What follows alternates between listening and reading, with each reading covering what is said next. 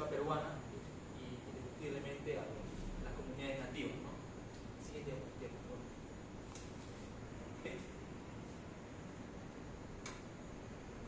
Como dice, ¿no? Desde el inicio de la protesta, los pueblos indígenas afirmaron que el gobierno de Perú ignoró el convenio 169 de la OIT, la Organización Internacional del Trabajo, que justamente ahí hablaba sobre la consulta previa, que había sido un derecho que se ha otorgado, ¿no? Pero con este tratado de libre comercio con Estados Unidos, como que se vulneraba con estos decretos legislativos emitidos. A raíz de esto, en febrero de 2009, la Comisión de Expertos de la OIT denunció la explotación de recursos naturales en tierras indígenas sin la consulta previa. Ya dándonos por fechas, como tal, llegando a un poquito las huelgas, los puntos previos a lo que vendría a ser el 5 de junio, ¿no? Empezó, por ejemplo, el 17 al 18 de marzo del 2009, paros en las regiones de la selva, esto en contra de la protesta de la ley de promoción de la inversión privada y reforestación de la agroforestería.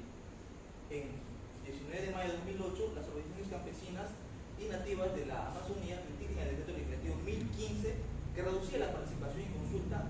Esto se refería un poco a lo que vendría a ser la unificación o lo de los procedimientos tanto de las comunidades nativas de la selva, de la selva, las comunidades campesinas de la sierra y así también los de la costa.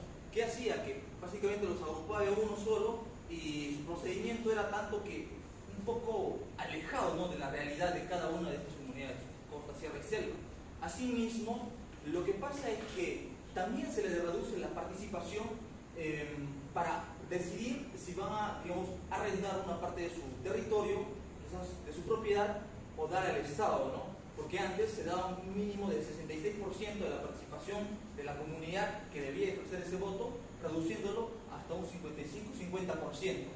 Entonces, obviamente, se estaban vulnerando estos derechos. ¿Por qué? Porque había menos quórum, menos aforo, entonces era más factible para, digamos, si quisiera negociarse los empresarios con el Estado, poder acceder a esto, lo cual obviamente perjudicaba en gran manera a las comunidades nativas, ya sea de la selva, de la sierra o de la costa, ¿no? Siguiente diapositiva, por favor. Muy bien, el 27 de junio de 2008, entonces, con la aprobación del decreto legislativo 1090, también se inician, ¿no?, aún más estos paros, estas protestas. ¿Por qué? Porque con el decreto legislativo 1090, si recuerdo bien, era sobre los derechos de deforestación y los recursos maderables, que también se ponían a disposición del Estado como bien del Estado, ¿no?, sin tener la consulta previa de estos, en este caso específicamente de la selva, de las comunidades nativas que así lo requerían. Ya el 9 de agosto de 2008, las comunidades nativas inician un paro indefinido convocado por AIDESEP, que es la Asociación Interétnica de Desarrollo de la Selva Peruana, para la derogación de los 30 decretos legislativos. Algunos de ellos fueron obviamente derogados debido a estas protestas, y ya se veía, ¿no?, desde ese punto, cómo a nivel internacional ya estaba repercutiendo las claras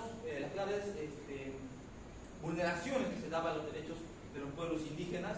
Aún así, el gobierno, entendiéndose que en su contexto de ello, lo decía, ¿no?, si es que no hacemos estos decretos legislativos, nos vamos a separar, o puede que hasta se rompa el Tratado de Libre Comercio, que hasta ese entonces era todo un logro en el gobierno de Alan García, y ellos decían, no, si no cumplimos estos ciertos requisitos, nos pueden sacar de este decreto, lo cual, en cierto, más adelante se ha desmentido, incluso en medio de las protestas, diciendo que no es cierto, porque hay algo que se debe respetar y son los derechos de las comunidades nativas. Aún así se hicieron estas protestas y se derogaron decretos, pero aún faltaban muchos más. Ya el 9 de abril del año 2009, nuevas protestas, esta vez para la derogación del decreto legislativo 1090, lo que decía, ¿no?, de la disposición de las áreas forestales, que también se da sin consulta ni preguntar a las comunidades nativas sobre si se podía o no se podía. Se decretaba como un bien del Estado y ya. Siguiente. El estado de emergencia para los distritos de la selva peruana. Obviamente, ¿no?, esto se estaba saliendo de control, y declarar el estado de emergencia para controlar estos movimientos, estas protestas masivas que se daban.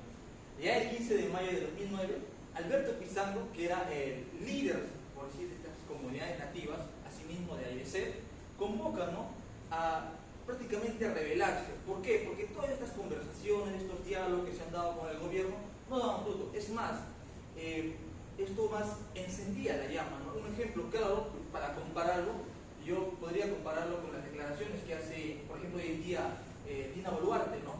Con que no, estos son protestas que se van a superar, no está pasando nada, el gobierno no tiene la culpa, básicamente le echaba la culpa a los nativos o a las comunidades nativas, más no atribuía responsabilidad al Estado.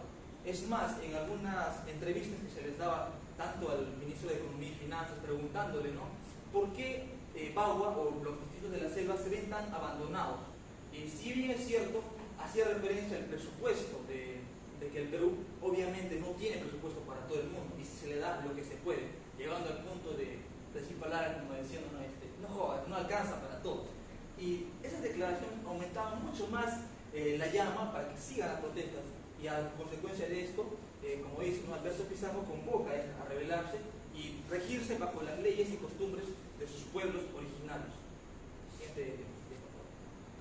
Ya el 5 de junio, que es la fecha álgida, ¿no? En la cual se da el paguazo como tal, después de coordinaciones con los empresarios, el gobierno ordena a la policía de bloquear la carretera Belaúnde Terry, exactamente en la curva del Diablo que ha sido tomada. Se tienen informes que a posteriores se menciona que el 5 de junio, desde tempranas horas de la mañana, se planeó retirarse pacíficamente las comunidades nativas, los protestantes que estaban en el lugar, pero al enterarse de esta información, lo que hace el gobierno es básicamente retirar, como dice, vamos a desbloquear la carretera. Y esto obviamente trajo, ¿no?, lo que vendría a ser la masacre del Baguazo, con el saldo de 23 indígenas muertos, más de 100 heridos, y en respuesta los indígenas capturan y matan a 10 policías armados, sumando un total de 33 personas fallecidas en ese día. Cabe resaltar que antes de esto se toma en cuenta también la toma de lo que vendría a ser el lote 6 de Petroperú, porque era la única institución más o menos que resaltaba, por así decirlo. Tomar una municipalidad no era lo mismo, ¿no? Tomar, no sé, un ministerio ahí no era lo mismo, nadie te hacía caso como hoy en día lo hacemos, ¿no? Decir que hacer una huelga pacífica no sirve de nada, ¿por qué? Porque no le haces complicaciones al Estado o al gobierno, entonces nadie te hace caso. A raíz de esto también pasó lo que pasó en este día, ¿no?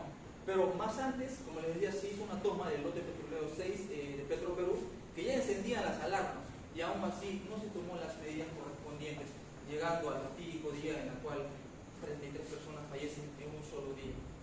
7 de octubre. Más allá del evento sucedido el 5 de junio, pasan 2 días, que es 7 de junio, el Día de la Bandera.